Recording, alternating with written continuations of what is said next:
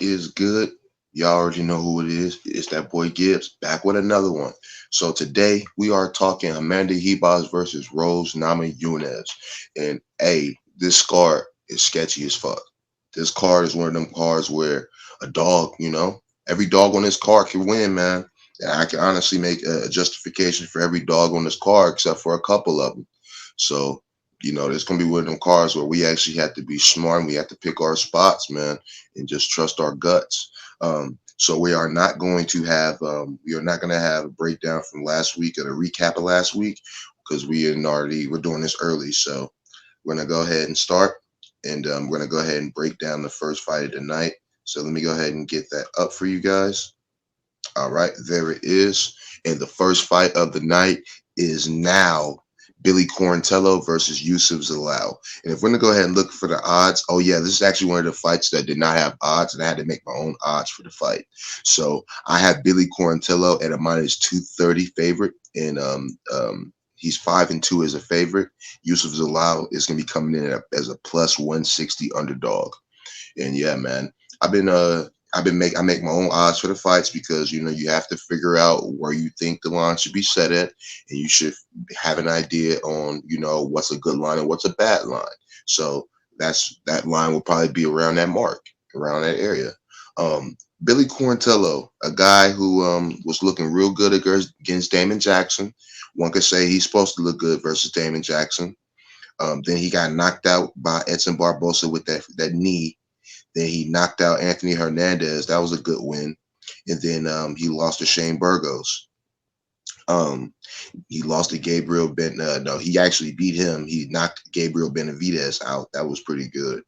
Yusuf Zalal, like I said, his last loss came to Sean Woodson. Then he had that draw with Damon Blackshear. Then he had knocked out Edwin Chairez, and he's actually on a 3-fight knockout streak where he knocks out Jake Chidler, and then he knocks out. No, he actually submitted Vadim Zinalapini. But yeah, man, this is actually gonna be a damn good fight. Where I have Billy Quarantillo being able to either take him down or beat him up on the feet. Yusuf Zalal will probably be the better minute winner, but you just never know. So yeah, as I just broke that fight down, they switched it to now it will be the third to last fight of the night. So we broke that one down early, but guess what? It's broken down, and give me Billy Quarantello for the first leg of, well, it'll probably be the last leg of the night, but yeah, you know what? We'll save that for now. But it'd be the first leg, but not the first leg. Next up, we got Miles Johns versus Cody Gibson. And if we're gonna look at the tail of the tape, we got Cody Gibson coming in at 29 years, at 36 years old, 5'10" for Gibson, 5'7" from Chopper, Miles Johns, 71 inch reach for Cody Gibson, and 66 for Miles Johns. So a 5-inch reach disadvantage for Miles Johns. Miles Johns will be coming in as the younger fighter. He'll be coming in honestly with the more UFC experience. I know Cody Gibson was in UFC prior, where he had a little stint where he was losing. Cody Gibson's 1-2 as underdog. Miles Johns is 4-2 as a favorite. Um, Miles Johns, his last win was ruled to no contest because I guess he had too much Turinabol in his system. But it's come to find out now you could have the Turinabol now, but he just he was a victim of new policies at the wrong time. So that was that. I have Miles Johns probably being able to either take him down or grind him out. We've seen Cody Gibson is super tough. He was getting his ass beat by Brad Katona. He never for a second wanted to quit or be or wilt. One could say Cody Gibson was doing better in the fight, but Brad Katona was winning the bigger minutes. So I just feel like I was like, yeah, sorry guys. I just feel like this is a fight with Miles Chapo John. He's gonna have to go ahead and win this fight because his career isn't 100% set in stone, so he has to keep winning these fights, man. Next up, we got Stephanie Luciano versus Yulia Pelostri, and this is actually going to be a good one. So We got Yulia Pelostri coming in, 26 years old, 24 years old for Luciano, 5'2" for Pelostri, 5'6" for Luciano, and then a 3.5 inch reach advantage for Luciano at 66.5 at 63.5. Um, so Luciano's coming off a draw in her last fight where she was a big underdog versus Alec Cantar, which that chick Alan Cantar is not too bad. That's my second yard in 2 minutes. Sorry, guys. Um, Yulia Pelostri, she was coming off that nice little win versus Patricia Ulaceris, and I thought that Yulia Pelostri, she looks good, man. She knows how to get the fight to the ground when she needs to. She has good arm bar. She has good pressure. She was a massive favorite. She was a massive favorite on Dana White's Contender Series the first time around. The second time around, I mean, first time around she lost to Jazz Davicius. So I just feel like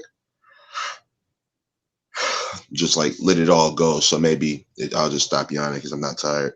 So I just feel like this is a fight where Yulia Pelostri just comes in and just looks like the better girl, and I have to give Yulia Pelostri the edge big time. Um, they're both making a UFC debut. Um, Luciano is actually she's actually a minus 250 favorite, and Pelostri is the plus 180 underdog. So I'm actually taking the underdog here in Julia Pelostri. Yes, this card is sketchy, man. Next up, we got Mick Parkins versus Muhammad Usman. And Muhammad Usman, a guy who's he's been just riding, he's been sliding past in the UFC, man. He knocked Zach Pauga out, then he beat Junior Tafa, then Jake Collier, he beat him. Jesus Christ. So he beat Jake Collier too. So, this dude is undefeated in the UFC. He's been an underdog twice in the UFC. Um, and he's 2-0 as an underdog. So one could say that that is an auto bet. But to believe it or not, though, I'm going with Mick Parkins in this fight. I think Mick Parkins is the better fighter. He got the better reach. He got the better cardio. And I feel like, yeah, there's worlds where Muhammad Usman can get him down to the ground, but I just don't see that happening in this fight. I could see it happening maybe in the first round, but I could see Mick Parkins just, getting on the gas and doing what Mick Parkins does. So go ahead and give me Mick Parkins for a decision win, and to go ahead and take Muhammad Usman's O in the UFC. So next up, we got Dara Zelenikovia versus Mazerat Rendon. And you got Dara Zelenkova. Yeah, she's a savage. I couldn't say her name, but that she's a Russian, and she's a savage. She did get grounded pounded by Melissa Tonya Mullins, which I was like, whoa, that was actually not too good to see. I was like, dang. Um, I feel like Mazerat Rendon, a chick who she came in the UFC pretty late. I mean, she's 34 years old. All of her fights in decision. She's coming off a split decision. And y'all know how I feel about them. If you're coming off a split, you gonna lose. You're gonna take a lesson in your next one because you ain't learned nothing. You just happy that you want a split decision. You don't care. You're not thinking about the fact that the level of competition is going to get harder. So I think they're feeding Mazerat Rendon in this matchup. And I feel like Rendon, she just doesn't do enough. Like Vidal, she was just looking for the big shots versus Rendon. And Mazerat was capitalizing on that. And I feel like a chick in Daria Zelakova, I just don't feel like you're going to be able to do that in a matchup like this because she gets takedowns, she gets ground and pound, she has good boxing. She's the way more aggressive fighter. She's the way more volatile fighter. So in a fight like this, man, you just have to you just have to feel like the more dangerous fighter is going to win this matchup. So yeah, honestly, in this matchup, I am going Daria Zaylen Yakakova to win by decision, and that's actually a pretty good leg. I actually like that. Next up, we got Steven Nugent versus Jarno Ernst, And this is actually Charles Aarons is a guy who was actually coming off a split decision loss to William Gomes. William Gomes is actually pretty good, I must admit. So, this is a fight that you can't be too upset about. This dude, Steven Njuin, yeah, I ain't gonna lie to you, this dude's name, I'm jagging, but he's actually tough, man. Um, he's pretty good. He fights at Fortis MMA. I feel like that's pretty good. He had knocked AJ Cunningham out in the UFC Dana White's Contender Series. That was pretty good. Um, I just feel like this is a fight where Steven Nugent is going to probably just come in here, just be the more active fighter, be the more aggressive fighter, be the more, dangerous fighter.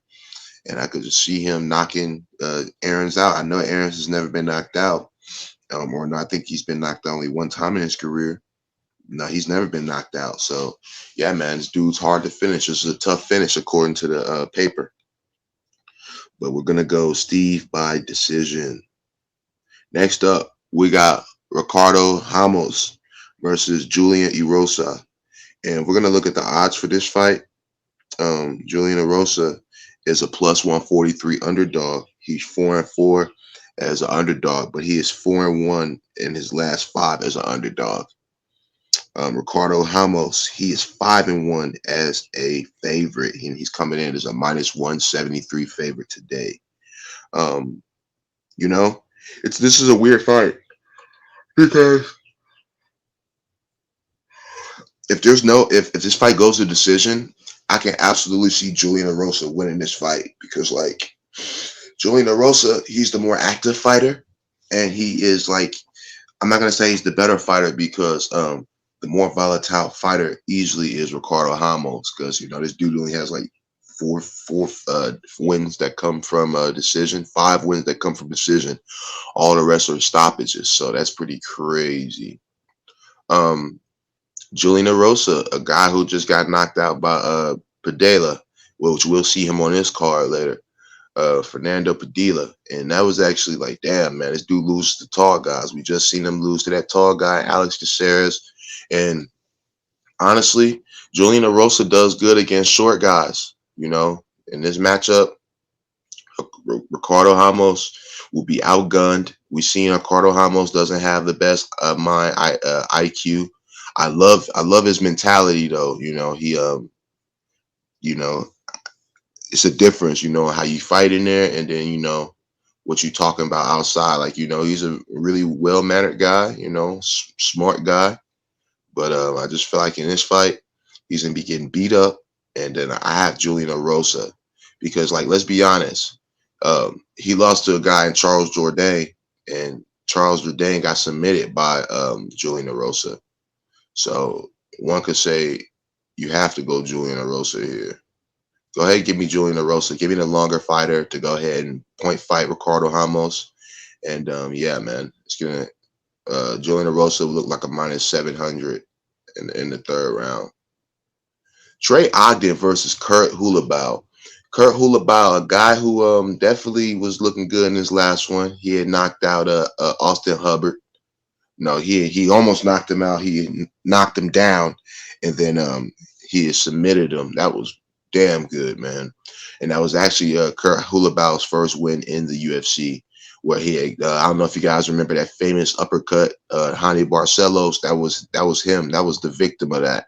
Then Shane Burgos, he got armbarred by him. Then Thiago Moises, the guy who just lost last week. I ain't gonna lie, I don't know the outcome yet, but I'm predicting Moises to lose.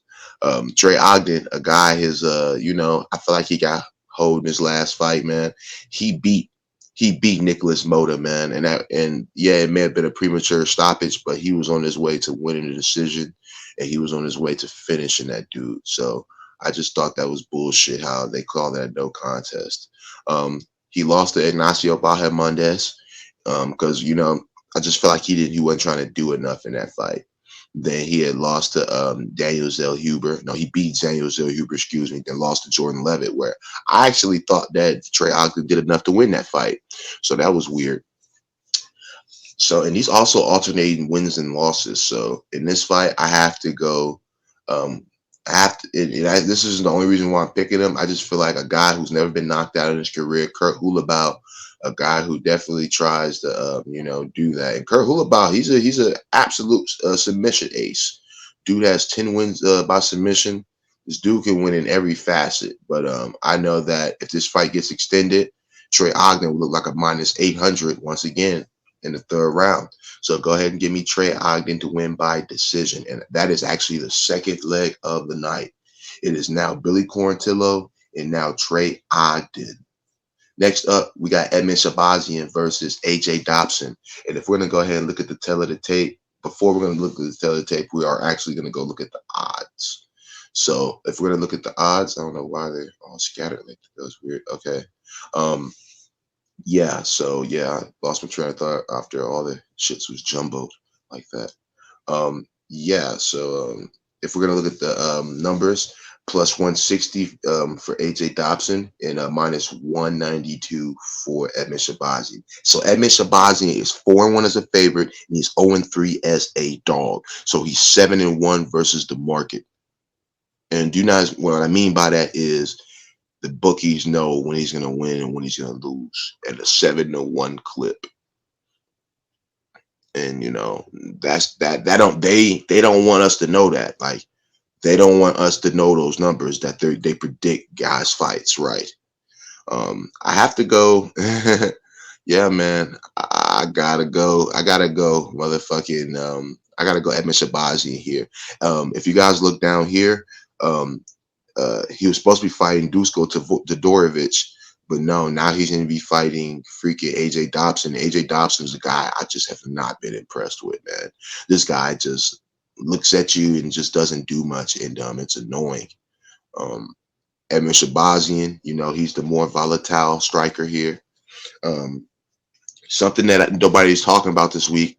Well, I'm the first one with a breakdown this week, so I guess something that nobody will probably be talking about this week is the wrestling from AJ Dobson. AJ Dobson is actually a pretty good wrestler, but he doesn't use it. The reason why he doesn't use it is because he's been getting tired in fights whenever he uses it, and he doesn't like to get tired. So yeah, I just feel like in this one, yeah, man, I gotta go Edmund Shabazian all day. Um, Next up, we got Carl Williams versus Justin Taffa. And now this is going to be a good fight. It's either going to be a knockout in the first round by Justin Taffa, or Carl Williams grinds this guy out and he finds a finish, because it's going either two ways, man. If we're going to go ahead and look at the tail of the tape, um, yeah, I'll go to the tail of the tape real quick because I said tail of the tape, so I guess we're going to go to the tail of the tape. All right, so the tail of the tape: 6'3" for Williams, 6 foot for Taffa, 265. He's tipping the scale for Taffa, 239 for Carl Williams, 79-inch reach for that boy Carl Williams, 74-inch disadvantage, and he'll be having a 5-inch disadvantage for Justin Taffa. I feel like yeah, man, everybody's picking Taffa in this fight, and I just don't see it. I mean, well, I see it. I could see it happening, because Carl Williams, I believe, he's only been finished one time, and it was by submission. He's never been knocked out, but just because he's never been knocked out does not mean he can't be knocked out. That's for sure. And the 30-year-old Justin Taffa, you never know, he can come in here mad and get him a finish, man. So I'm gonna go. It's a weird fight, man. I'm gonna go Justin Taffa by knockout. And I'm taking a flyer here, man. I know that I know the wrestling from Carl Williams is absolutely there. I'll have the ticket edged. My ticket's edged. This is a no bet for me, but I just gotta go with Carl Williams in this fight to lose. I'm going Taffa to get the knockout. So next up, if we slide back over to the fight screen, next up, now this is actually my favorite fight on the card, boys and girls. We got Luis Pujols. Luis Pejulo versus Fernando Padilla. This fight is amazing. This dude, Luis, he's making his UFC debut, and everything that I've seen on this kid is just impressive, man. He can get up, he can brawl, he can be technical, he's accurate, he's powerful, he's imposing. I mean, there's nothing to not like about this guy. Um, Padilla, a guy who was coming off a loss to Kyle Nelson, and that's not the loss that you really want to have on your record. Um, Padilla not a good minute winner, but neither is Pajulo. Luis Pajulo is 1-1 to the decision, but Padilla, he's a 2-5, 2-5 to the decision. It's pretty bad. That means he's not a good minute winner. And if you go look in the Kyle Nelson fight, it shows he's not a good minute winner because he was just getting hit. He just has this weird. He just got this long man defense. It's just so weird. I don't like his stance, man, and I think it's gonna get him hurt in this fight. I could see Padilla getting cracked and maybe put out, man. I have to go Luis Pajulo by knockout, and I think he's gonna be a live dog, and he's gonna be a popular dog this week. And we've already broke down this Billy Quarantillo fight, so we are going to slide over. And if you didn't see my breakdown for that, I had Billy Quarantillo by decision. So next up, we got Payne Talbot versus Cameron Simon, and this is the closest fight on the card for some reason. You got Payne Talbot coming in as a minus 115 favorite. You got Cameron Simon coming in as a minus 105 favorite. And it was a pick 'em, but now it is minus 105. So yeah, Cameron Simon is 3-0 as a favorite. He's 0-1 as a dog, and the market is 4-0 versus him. So whatever the line is going to be when their feet is in the canvas is going to be the outcome of the fight. And I mean that. If Cameron Simon is the underdog, he's going to lose. If he's the favorite, it's 4-0 versus the market, man. He'll win. So whatever. This is because both these guys are good. These guys are like a mirror of themselves. I think Payne Talbot, if we're not looking at numbers, I absolutely was going Payne Talbot. But we've seen Cameron Simon being able to get people down, take them down, and Payne Talbot, he was getting taken down by Nick Aguirre, and that's not good, man. So I don't know, man. We'll go Payne Talbot, but this fight's freaking sketchy. This card sketchy. And yeah, man, I damn near don't want nothing to do with this card this week. But I'm gonna have some bets in. That's for damn Skippy. Next up, we have Rose Namajunas versus Amanda Ribas. And Amanda Ribas coming in as a plus 148 dog. Rose Namajunas coming in as a minus 182 favorite. She's a 3-2 as a favorite. Amanda Ribas is 2-1 as a dog, so that's not too bad. If we're gonna look at the tell of the tape for this one, it's 65 for Rose Namajunas, 66 for Ribas, 55, 5 and Rose Namajunas is 5-5, 5-3 for Amanda Ribas, and then yeah, man. So this fight's actually going to be taking part in the flyweight division. Nobody's been talking about that. Amanda Ribas will be coming up. And she's going to be trying to go ahead and see what she can do. She had a nice little TKO versus Luana Pinheiro. That was pretty good. Then she got grounded pounded by Macy Barber. But Rose Namajunas is a girl who's lost too, man. I just cannot see her losing 3 fights in a row for the first time in her career. I just can't see it happening. She has the more 5-round experience. I will say if Amanda Ribas gets the fight to the ground, it could be devastating. Because, we've seen Carla Esparza have success on the ground with her. So, yeah, man, Amanda Ribas is dangerous, but I'm going to go Rose Namajunas to get it done. And there's just no way she's going to be losing 3 fights in a row. So if we're going to go over my picks, I have Andre Lima to win by TKO. Then I have Miles Johns to win by decision. Then I have Yulia Pelostri to win by decision. Then I have Mick Parkins to win by decision. Then I have Daria Zelenkova to win by decision. Then I have Steven Nugent to win by decision. Then I have Julian Erosa to win by decision. Oh my God, it's a lot of decisions, guys. Then I have Trey Ogden to win by decision. Then I have Trey Ogden. Then I have AJ Dobson to lose to Evan Shabazian. Then he's gonna lose by decision. Lord have mercy. I'm gonna make a lot of money on these round props, dude. Because I'm gonna have fight to start round 2, 3, all of them. I'm about to be making some bread this week. Carl Williams. I have Justin Taffa to win by TKO, but that fight could go to decision. Carl Williams. Yeah, man, this fucking card's really sketchy. Then I have Luis Payujo to win by TKO. Then I have Billy Quarantella to win by decision. Then I have Peyton Talbot to win by decision. Then I have Rose Namajunas to win by decision.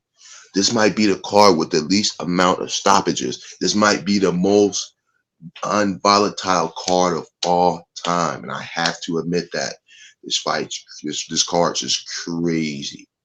But with no further ado, I'm gonna get you guys out of here. Leave a like on the comments, leave a like on the video, leave a sub. Man, my fault, y'all. I don't know how I was yawning. This was my best video, but man, I still did the homework for you guys. I'm gonna give you guys one last look at the stats. I always do my homework. You know, make sure you guys take a look at this stuff. I take a lot of time on this template, and it helps out. But yeah, man, you guys have a great night, and I will see you guys in the next one. Peace. See you.